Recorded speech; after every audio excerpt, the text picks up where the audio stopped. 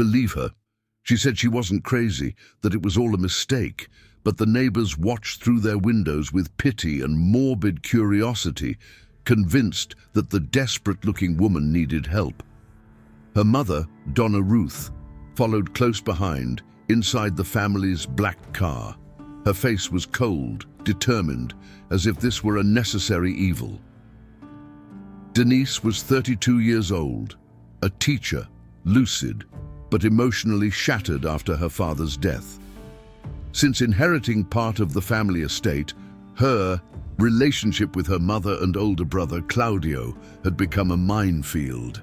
They argued over everything, especially when Denise started talking about selling their old house and moving out of the city.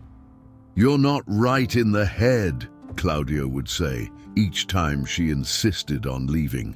It was he who convinced her mother that Denise was unbalanced. The family psychiatrist, Dr. Evaristo, was a calm-spoken man with an unfathomable gaze. He had a reputation for solving difficult cases, and so he was called to evaluate Denise. The appointment lasted less than 15 minutes. He left the room and signed a report stating that she was experiencing acute psychosis. With that, compulsory hospitalization was authorized. No exam, no second opinion. A signature was enough. The chosen hospital was in a rural area, the Santa Brigida Institute, known for treating long-term patients. The building was old, surrounded by high walls and trees that obscured most of the facade. The gates closed behind the ambulance with a metallic sound that echoed like a sentence. Denise was still screaming, trying to free herself, while the impassive nurses pushed her down the cracked tile corridor. "You're making a mistake," she cried. No one responded. On the admission form, the reason for admission was written in blue pen: paranoid and aggressive behavior. Beside it, Claudio's signature and Dr. Evaristo's seal. Denise tried to understand how this was possible. It all seemed like a nightmare. The nurses, dressed in white, looked at her indifferently, calling her another difficult patient. One of them, pale-faced and weary-eyed, whispered, "In here, the truth doesn't matter."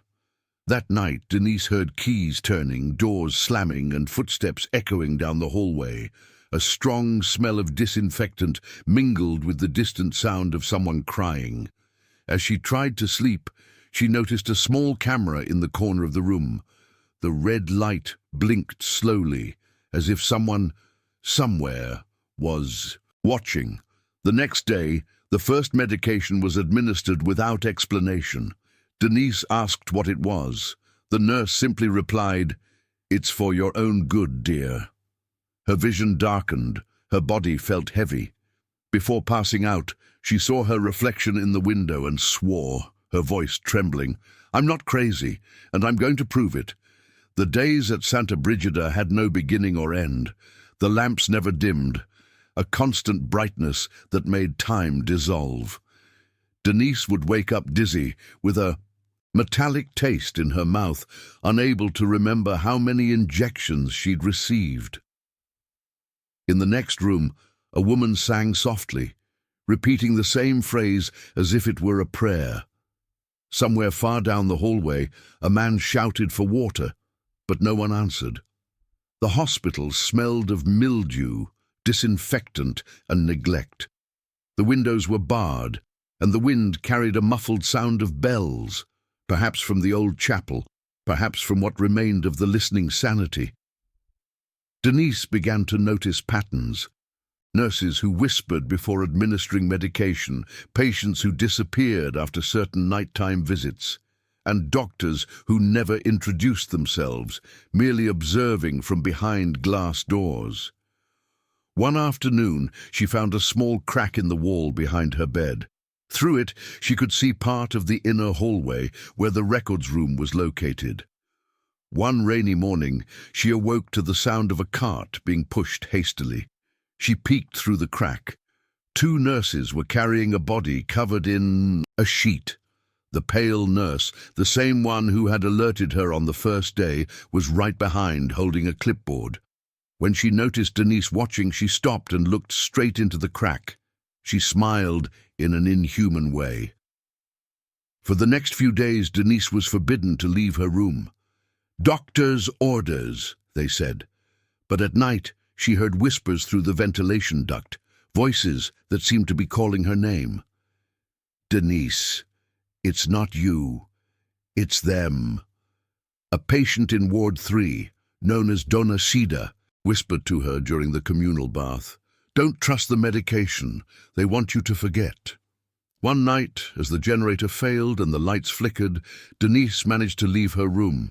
The hallway was empty except for the sound of drops falling from the ceiling and the echo of her own footsteps. The doors to the other wings were chained shut. At the end of the hallway, a dim light leaked from under a door. She approached slowly, her heart racing. Through the crack, she saw Dr. Evaristo, talking to a man in a dark suit. It was Claudio, her brother. "She can't leave," the brother said, quietly but firmly. "I understand. We've already adjusted the report," Evaristo replied, noting something on the chart. "Mrs. Ruth doesn't want any scandals. It's best if she remains sedated." Denise felt the ground disappear beneath her feet. She wanted to scream, but her voice wouldn't come. The truth was there, right in front of her. Everything had been set up. The hospitalization, the diagnosis, the silence. She ran back down the hallway, stumbling through the shadows, but before she reached her room, a cold hand grabbed her arm. It was the pale nurse. "I warned you," she murmured, her eyes welling up. "Here, anyone who finds out too much disappears." Denise was dragged back to the bed. The syringe entered her arm before she could react. The ceiling spun, the lights turning into shadows. Before she blacked out, she heard one last phrase coming from the hallway. "Patient 138, stabilized, no risk of escape." When he woke, the sun was rising, or perhaps it was just the reflection of another cold lamp. Time inside Santa Brigida began to distort. Denise no longer knew how many days she had been there. The cold lamps, the same watery menu, the same footsteps of nurses in the hallway. Everything seemed routine, designed to erase any sense of reality. But she remembered what she had heard, her brother and the doctor plotting her admission. It was real. It was the only thing keeping her awake. She began hiding the pills under her tongue. She kept them in a bar of soap behind the sink. The doses slowed her reasoning, leaving her body limp, her speech slurred. She needed to stay lucid to prove she wasn't crazy. She waited for the right moment, when the pale nurse, whom she now called Clara, came in to change the sheets. "Clara, I heard Dr. Evaristo talking to my brother," he said softly. "I'm not sick. They want to get me out of the way." Clara hesitated, looked down the hallway and whispered, "Do you think you're the first?" From that night on, Clara began leaving little gaps, a sheet folded differently, a note hidden inside the cutlery drawer, an old iron key. The note contained only 3 words: "Look for the archive." The archive was in the basement, a wing that had been disused since the 1970s, according to staff. Denise waited until the nurses slept in the break room. She emerged barefoot, clutching the key in her hand. The basement corridor smelled of rust and expired disinfectant. The light flickered, revealing patches of peeling walls. The old doors were locked except for one, the last one, with a rusty sign that read "Psychological Records, Sector 4. Inside were stacks of yellowed medical records, patient files with illegible stamps and dates going back to 1953. Denise searched for her name. Nothing. She searched for the other patients she'd heard at night. Donna Sida, the man who'd asked for water. No records. It was as if they didn't exist. In the corner of the room, an iron cabinet locked with a chain. She forced the lock with Clara's key and managed to open it. Inside, boxes numbered with codes, 112, 125, 138. Denise's heart stopped for a moment. She picked up the marked folder. Inside were photos of her, taken inside her room, some dated before her admission, plus copies of checks, documents, and a power of attorney signed on her brother's behalf, authorizing full management of patient Denise Alves's assets. She began to tremble. Everything made sense now. The plan wasn't to treat her, it was to silence her and steal everything her father had left her. She tucked the papers into her apron, but before she could leave, she heard heavy footsteps in the hallway. He turned off the flashlight and huddled behind the closet. The door slowly opened. It was Dr. Evaristo. "I knew you'd come here sooner or later," he said, unsurprised. "But there's no point. Out there, no one believes anyone who's considered insane." Denise held the envelope so tightly that her nails tore the paper. "I'm getting out of here," he replied hoarsely. "And when I do, you'll pay for everything." Evaristo smiled, adjusting his glasses. "My dear, no one leaves Santa Brigida of their own free will." He closed the door and locked it from the outside. The sound of the padlock echoed through the basement, leaving her in complete darkness. Denise took a deep breath, clutched the papers to her chest, and promised herself that no matter what, no one would erase her story. The basement door only heightened the sensation of being in another world. The air there was thicker, as if carrying memories of ancient voices. Denise no longer felt just fear. She felt raw anger, an urgency that burned within. With the papers hidden in her apron and her breathing measured, she searched for any passage connecting the archive to other wings. She found an iron staircase that led deeper, a narrow, windowless corridor with metal doors bearing ancient labels: Sector 5, Sector 6, Sector 7. Opening the door to Sector 7, the scene made her freeze. It wasn't an inpatient room. It looked like a makeshift laboratory. Tables filled with instruments, glassware on shelves, vials of yellowish liquids, and photos taped to the walls showing patients with blank stares. There was a panel with handwritten notes, dates, and technical observations that mixed medical terms and vocabulary that sounded like a scientific excuse for cruelty. Stabilization protocols, resistance reduction, and, in a more limited sense, patients without social ties, prioritize administrative disposal. In the corner, a cabinet with cards labeled unofficial transfers, family observations, patients with no way out. Denise opened one of the files and felt her stomach churn. Photos of young women, clothes tied in similar ways, dates of entry and, in several cases, dismissal due to complications. Complications that were never recorded in your family, that never resulted in bodies being returned, that vanished from the real world. She tapped one of the images. The woman's face reminded her of her own grandmother. The thought of how many families had been deceived there made her pulse race. In a digitized file, an old tape recorder with tapes next to the microphone, she heard a recording. Muffled voices, bureaucratic conversations about reducing transfers and keeping patients docile.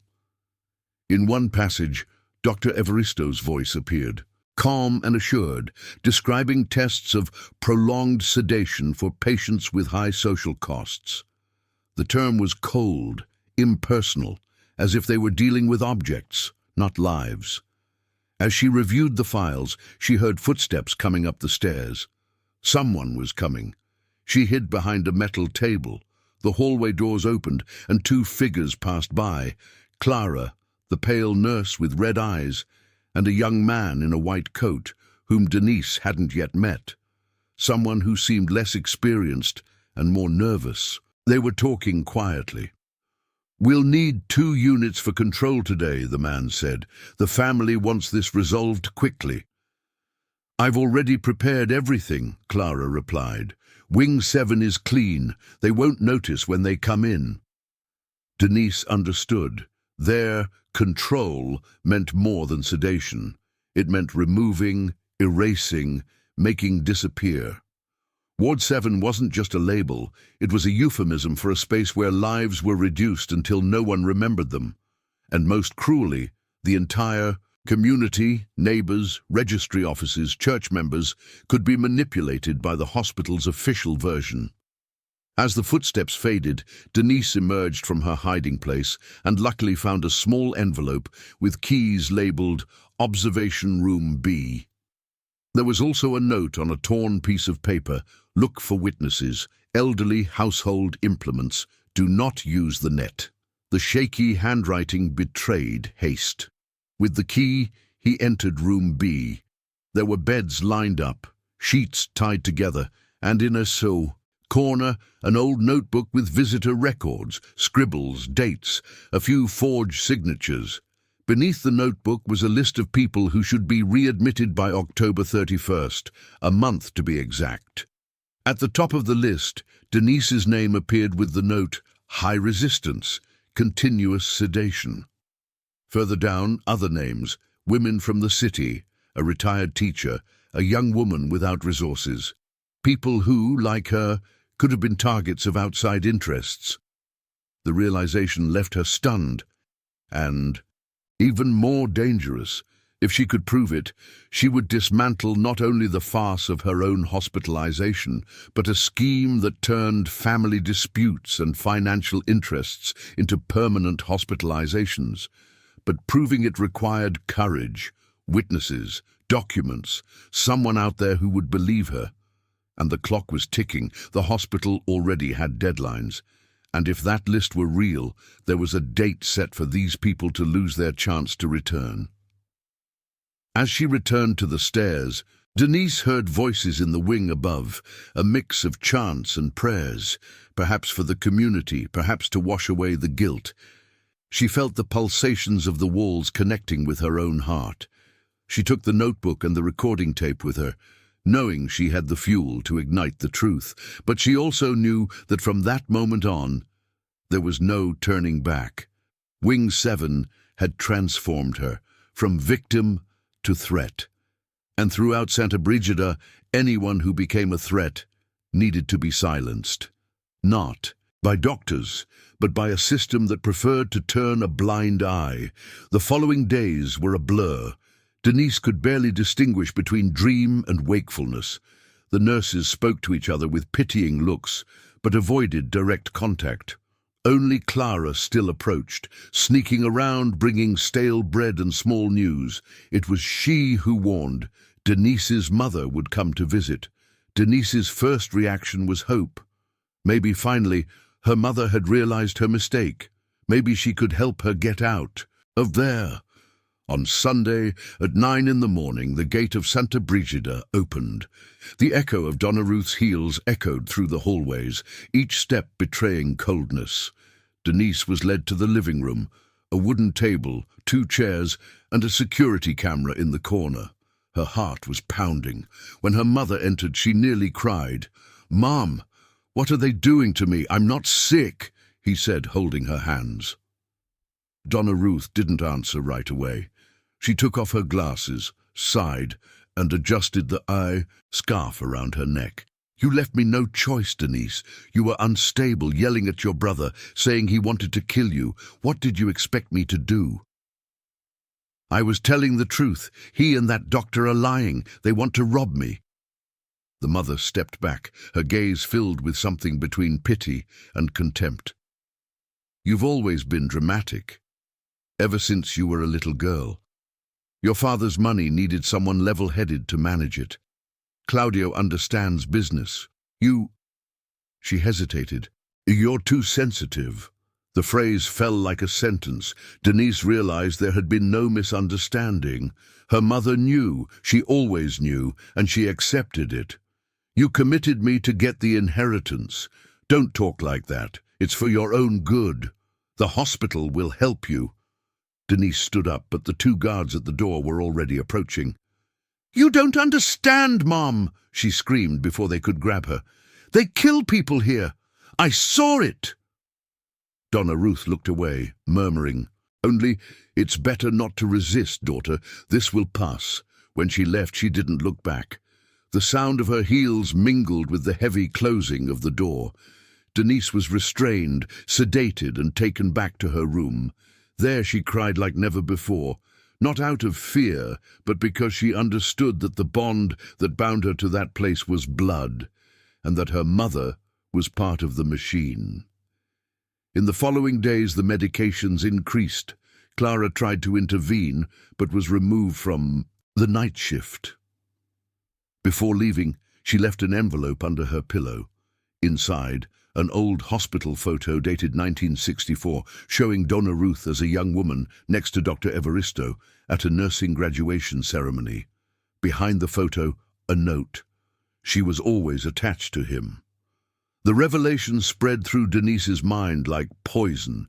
It explained everything: the ease with which Evaristo had admitted her, her mother's coldness, his unrestricted access to her records. Santa Brigida wasn't just a hospital. It was the silent empire of a family that had learned to use madness as a tool. As night fell, Denise was no longer trembling. She looked at the ceiling and swore that if she could get out, she would expose everyone. Not just Claudio, not just the doctor, but also the woman who brought her into this world. Because sometimes horror doesn't wear a lab coat, it wears perfume, a pearl necklace, and the name of mother. After her mother's visit, something broke inside Denise, and what remained was only lucidity and fury. The injections were no longer as effective, perhaps because she pretended to be asleep when they came to administer them, perhaps because her body had learned to resist. The nurses said patient 138 was calmer, but it was just strategic silence. That night the wind blew through the broken windows and brought the smell of rain. Denise knew it was now or never. She waited until she heard the footsteps fading in the hallway. She pulled the hairpin she'd been keeping for weeks from under the mattress. The door lock creaked like a groan, but gave way. With each step, the sound of water dripping from the ceiling seemed to mark her, a steady sound, like the beating of a metallic heart. The walls, stained with water infiltration, had names scratched with fingernails. Marta, 1979. Elsa, 1984. Claudio lies. Denise walked down the hallway, avoiding the cameras. She knew where they were. She'd memorized each angle. She passed the infirmary and saw motionless bodies on the beds. Women breathing slowly, expressionless faces, drugged to the point of unconsciousness. One of them opened her eyes and whispered hoarsely, "Run, before they erase you too." The generator oscillated. The lights flickered as if the hospital itself knew of the escape. Denise reached the basement, where the sealed-off wing was located. She pushed open the door to Sector 7, still open from the last break-in. The tape with the recordings was where she'd left it, but now there were fresh footprints on the floor. Someone had been there. Suddenly, the siren echoed. An ancient, shrill alarm cutting through the silence. Doors slammed, voices shouting, "Escaped patient!" Denise ran barefoot, her heart pounding in her throat. The red lights flashed like watchful eyes. She climbed the stairs, crossed the empty cafeteria, and felt the floor vibrate under the weight of the security guards. He reached the main corridor, the longest in the hospital, known among patients as the Corridor of Souls, because they said that at night you could hear the cries of those who never left. There, each light bulb burned at different intervals, creating dancing shadows on the walls. Denise advanced between them, clutching the evidence envelope. Behind her, hurried footsteps, voices, shouts. At the end of the hallway, a door marked "Emergency Exit, Employees Only." He tried to turn the handle, but it was locked. He punched, kicked, and begged, but the noise only attracted more attention. Then he remembered the narrow windows in the laundry room. He ran to them, pushed open the rusted glass, and managed to make enough room to squeeze through. When she jumped, she landed on the sodden grass, cutting her knee. The cold wind hit her face. For the first time in months, she breathed real air. The high fence was still there with its barbed wire, but a section had fallen down, covered in leaves, probably used by someone before her. She crawled under it, tearing her arm, but free. Behind, the hospital remained illuminated, gigantic and still, like a breathing creature.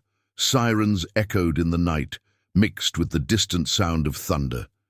Denise ran down the dirt road, never looking back. She cried and laughed at the same time. She couldn't tell whether from relief or fear. She only stopped when she reached the edge of the woods and fell to her knees, exhausted. On the horizon, the lights of Santa Brigida seemed to observe her, as if to say, "No one escapes us." But Denise had something that no one else there had, the truth in her hands. Denise walked for hours on the dirt road, barefoot, covered in mud and dried blood. The sun was beginning to rise, turning the sky grey. She passed a simple house where a man was feeding chickens. He was startled to see her, but she begged for help. She gave her name, the hospital, and asked for a phone number. The man hesitated, then offered the payphone at the store next door. With shaking hands, Denise dialed the police number. On the other end, a calm voice answered, "Central Police Station, how can I help you?" "I ran away from the Santa Brigida Institute. They forcibly admitted me. I have proof. They kill people," he said, breathless. There was a long pause. "Your name, madam?" "Denise Alves, teacher from here in the city." Silence. Then the voice answered in a cold tone, "Ms. Denise, the hospital has already reported your escape. We have orders to bring you back safely." Her heart stopped. She hung up the phone and ran. Before anyone could trace the call, the frightened old man shouted after her, saying he only wanted to help. Denise crossed plantations, entered the woods, and continued aimlessly until she found a main road. She hitched a ride with a truck driver, who was surprised by her condition, but didn't ask any questions. On the radio, they heard news of a dangerous patient in a psychotic episode who had escaped from the hospital. It was her name. When they arrived in town, she asked to get off before the plaza. The truck driver offered her money, but she refused. She went straight to the house of her closest friend Lucia, a classmate from the school where she taught. Lucia nearly fainted when she saw her. "My God, Denise, what did they do to you?"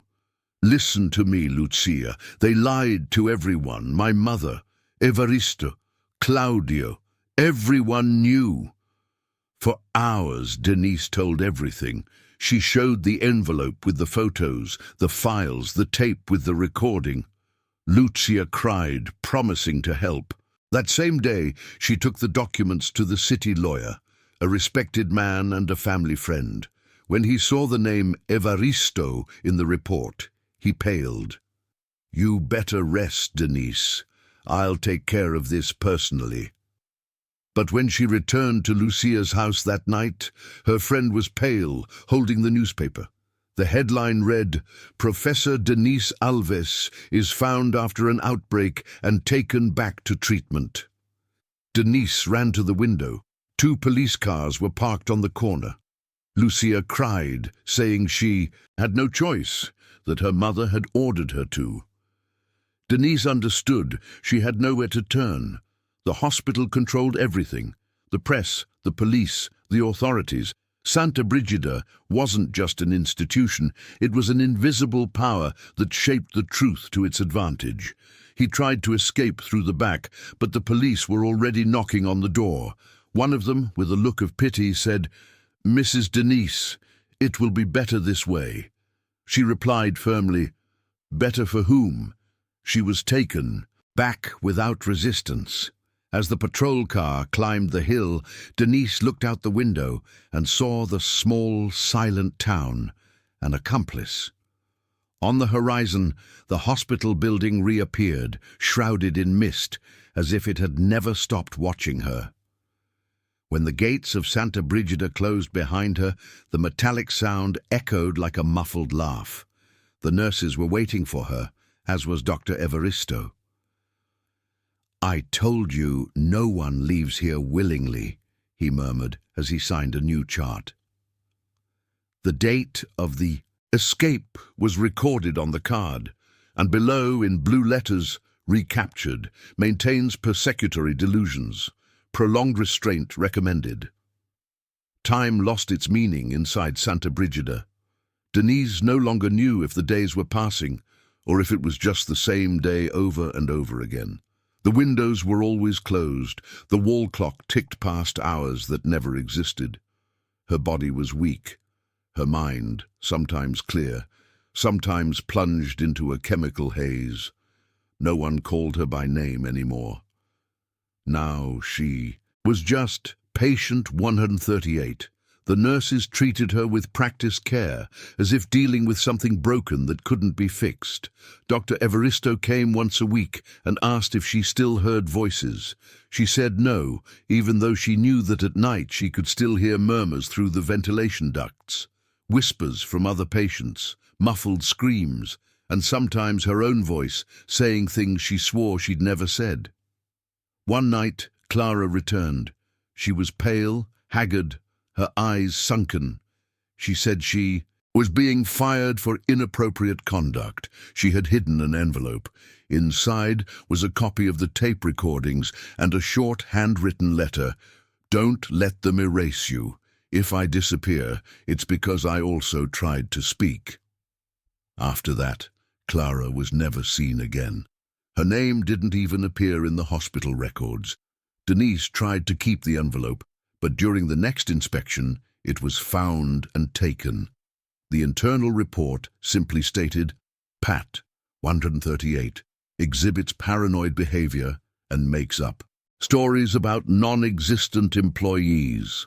The following months vanished like smoke, until one day the hospital received a visit from the Regional Medical Council. An anonymous tip reported irregularities and disappearances. They searched medical records and interviewed staff, but found nothing. Everything was in order. Patients were calm, medications were under control, records were impeccable. When asked about Denise Alves, Dr. Evaristo responded matter-of-factly, "He passed away 3 months. Ego, heart attack in his sleep. The body," he said, "had been taken to the municipal cemetery. No record at the registry office. No public death certificate. Just an unmarked grave with an iron plaque, D.A. 1998.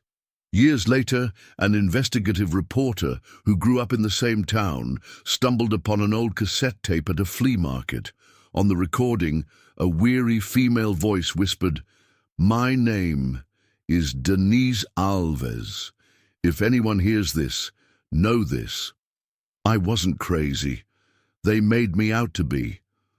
The audio went viral for a time, reigniting rumors about Santa Brigida, but no authorities investigated again. The hospital continues to operate under a different name and new management, but the walls remain the same. And on cold mornings, older patients swear they hear, coming from the empty hallways, a distant voice repeating softly, "I'm not crazy. I'm not crazy." The camera closes in on the rusty gate. The wind blows through the trees. A sign appears on the screen. Based on real accounts collected, between 1985 and 2001, none of those responsible were ever investigated. Fade out, silence.